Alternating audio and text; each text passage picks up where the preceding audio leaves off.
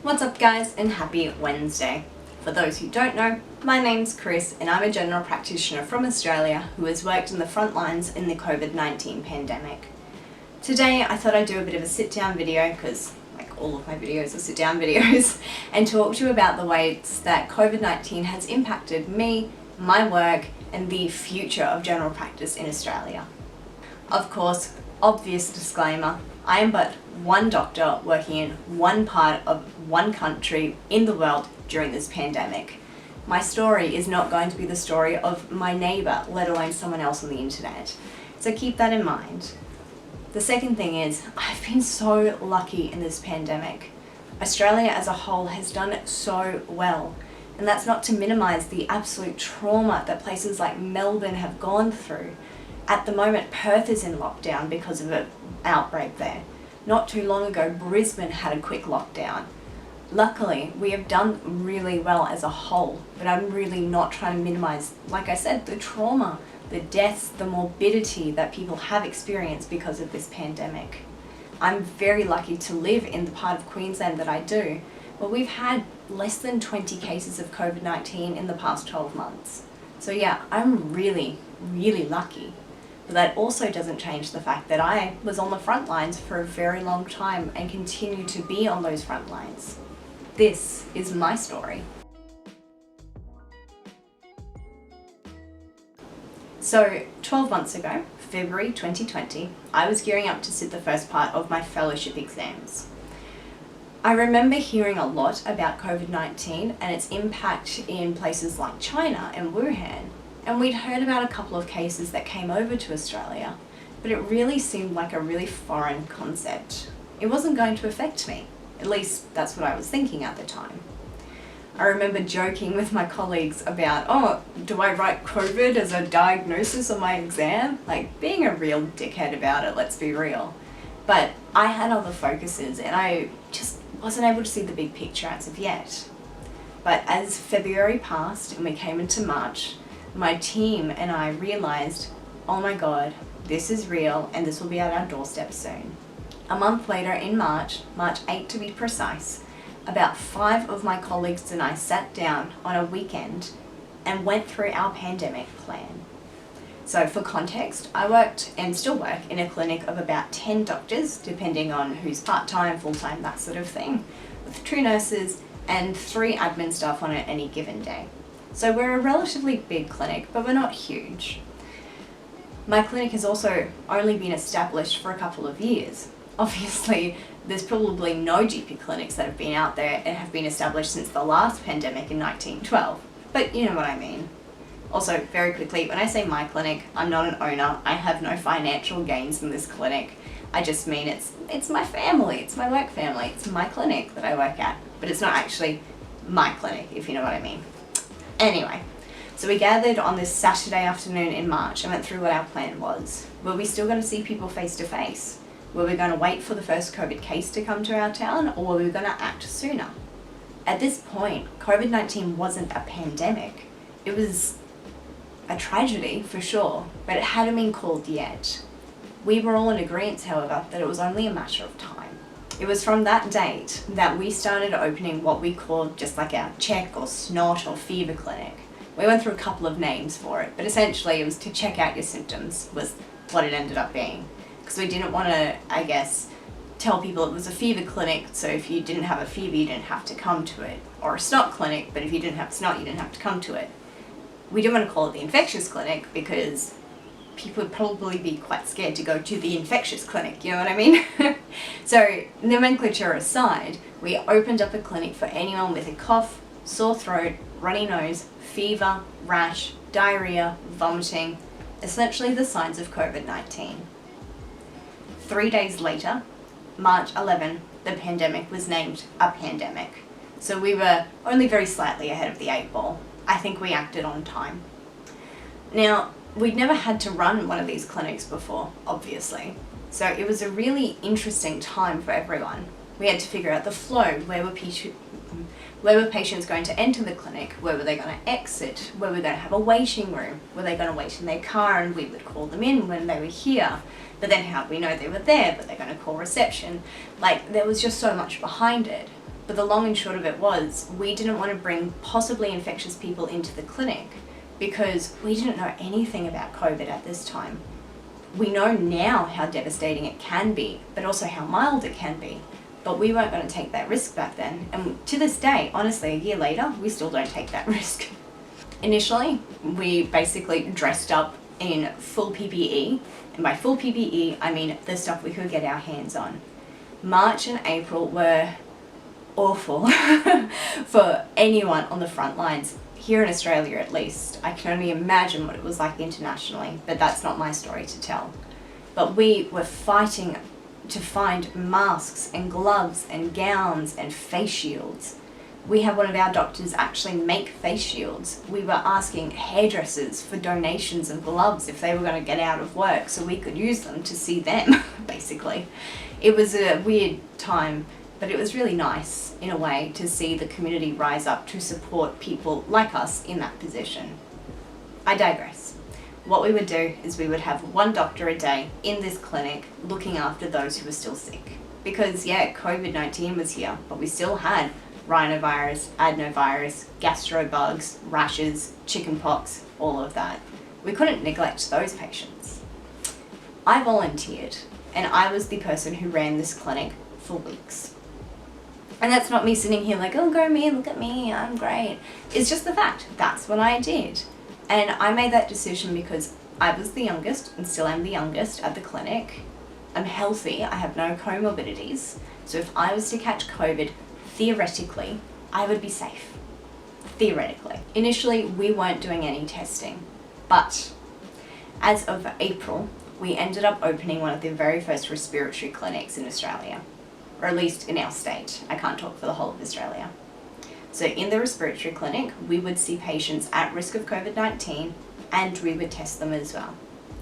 Seeing someone with possible symptoms whilst wearing a mask and having them wear a mask is one level of risk, but then seeing someone with possible COVID-19 and swabbing them and having them sneeze and cough and spit and splutter on us is a whole other level of risk. But it's one that I signed up for. So out of the 10 doctors, 5 of us signed up for this respiratory clinic. I could probably make a whole video on my experience in the respiratory clinic, and it's not all very positive, as you can probably tell by my face. But I'll leave that for another time. Now, something I didn't mention, or something I didn't really touch on, was what was happening to our patients at this time. Yeah, I talked about the check clinic, or the snot clinic, where we would see people who had infectious symptoms. But what about those struggling with their mental health? What about those who needed scripts? What about those with sore knees and ankles? You know, people who weren't infectious but still needed their GP. Well, thankfully, the government put out an initiative where we could call our patients and do teleconsults, either phone calls or video conferences, and this would be able to be bulk billed, which means that the patients didn't pay anything, but we still got some money for it. And it probably comes across as sounding really greedy, but doctors do need to be paid. That's bottom line, right? So it was nice that there was something we could be doing and still financially get by. We saw a huge drop in our patient numbers, and it was because people were too scared to come to the doctor. At one point, and I don't remember the exact date, we actually closed our doors to the clinic. All we had was our doctors and our receptionists and one nurse at that time. That was it. We had no one else in the clinic, no patients, except for those in the stock clinic. So it was a really weird time. I missed talking to people face to face, and I can't believe that for like 6 months that was my reality. I've only been in GP for 3 years. A big portion of it I didn't see people. It was really bizarre. Thankfully, that initiative continues now. This may come across as sounding very selfish, and I do not intend it to, but I'm also very glad that the requirement for GPs to bulk bill has been lifted as well. So essentially now we can charge like we would face-to-face for phone consults. And there is a lot that we can do over the phone because the majority of our diagnoses is through history, and the majority of our advice given is just verbal. We also set up an email address where we could correspond with patients and have them send photos, and we can send, you know, links to things or printouts and whatnot. So it did work. It's not a perfect science, but I am grateful that that continues. and it's something that we've been lobbying for heavily for years. We, as in GPs. Thankfully, it seems like this is here to stay. I am so grateful that now I actually get a little bit of money for the work I do when I call you up with results, and when I call you up for follow-up, and when I check in on you, and when I answer your questions. But that's completely aside. I know finances are a bit of a touchy subject, and I don't mean to make this controversial in any way. I'm just talking about how COVID has changed things for us. So yeah, there've been a lot of changes so far, and I'm not even done with the video. I've talked about how we had to make a pandemic plan. All of a sudden we weren't seeing patients face to face. We were only seeing those with infectious symptoms. And what I didn't mention was the stress of all of the changing guidelines. It seemed like every hour there was a new recommendation. So I'd see one patient, get a history, determine them to be low risk, say that they couldn't have a swab even when they begged or threatened to have one. Like I said, I've got some stories. And then the next hour, someone with the exact same story would come in, and because the guidelines had changed, all of a sudden I was offering them a swab. It was a really bizarre time. Then we opened up our respiratory clinic, and again, tales from the respiratory clinic will probably be a video very soon.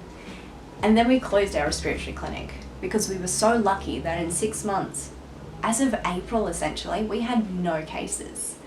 And that's a testament to our town, to lockdown, to masks, to social distancing, to hand washing. It was fantastic. Midway through that 6-month period, at some point, we reopened our doors to see patients face to face. But these were patients who were at low risk of COVID. We still, to this day, a year later, ask all of our patients, do you have signs of a fever, sore throat, runny nose, rash, vomiting, diarrhea, anything infectious? If the answer is yes, then the options are to teleconference with your doctor or to go to our SNOT clinic or our check clinic or fever clinic or whatever you want to call it. This means that our waiting rooms are as low risk for COVID as you can get in a medical setting. And this means that our patients are at low risk when they need to come see their doctor. Think about who you see in a doctor's waiting room. There are elderly patients, children, pregnant women, people with silent diseases or autoimmune conditions, or those that you don't realize that they're sick. This is why it was so important for us to separate those who may possibly have COVID and everyone else. So what's the point of this video? Not much, really. It's a reflection on what the last year has been. So yeah, it is more for me than anything, but this year has been tough. Personally, I sat through my fellowship exams, and that was a roller coaster. They were face to face, then they were online, then they were cancelled, then there was an online trial, and then it didn't work, and anyway, thankfully I passed it all, and kudos to the college for getting us through it. I get it wasn't an easy year for anyone, let alone colleges like the RACGP. So this isn't me saying anything negative at all, just it was tough. I had to learn to adapt a lot. I'm someone who doesn't really like change. I like to get into a rhythm and a routine. I had to adapt a lot. And I guess I'm really proud of myself for proving to myself that I could. Yeah, it was a weird year. I mean, boo, woe is me. I had to cancel a lot of trips. I really wanted to get abroad, to travel a bit with my husband before we considered, family things, but that's now been put on the back burner for goodness knows how long. But I'm happy to make those sacrifices, and I'm so thankful that my, faith in humanity has been restored somewhat by those who have taken this so seriously and have been and I'm so thankful to those who are still wearing masks where it's required, washing their hands and keeping their distance. I still feel weird going to public. I feel weird going to shopping centres because I feel like everyone's just too close now. But I also understand I'm in a very low risk area. And I have seen shopping centres at the height of the pandemic in my town, and basically you can spin around and touch everything and you wouldn't be touching another person. They socially distance is what I'm trying to say. So what's next? The vaccine. I am not the person to ask about the vaccine. I have knowledge and I'm researching, but I'm not an expert by any means. All I know is that at the moment, the AZ vaccine, I believe, is the one that will be offered as GPs, and I will be one of the first people, if I can, to get it. I want this pandemic to be over just as much as the next person. I appreciate we will never go back to normal. There is a new normal we are approaching, but I can't wait to get there. So that rambly video was a rambly video. I hope that you've enjoyed hearing from another perspective. I have actually tried to make this video once before and I was just getting so angry because at the time, I think it was June last year, it felt like no one was taking this seriously. Now, I'm glad that I can sit here and be much more calm about it and much more optimistic about it. But guys, please do stay safe. Please do follow your local guidelines. Wear a mask if you need to. Wash your hands religiously and frequently. Keep social distance where you can. And until next time, stay safe, stay healthy, and I will see you in the next one.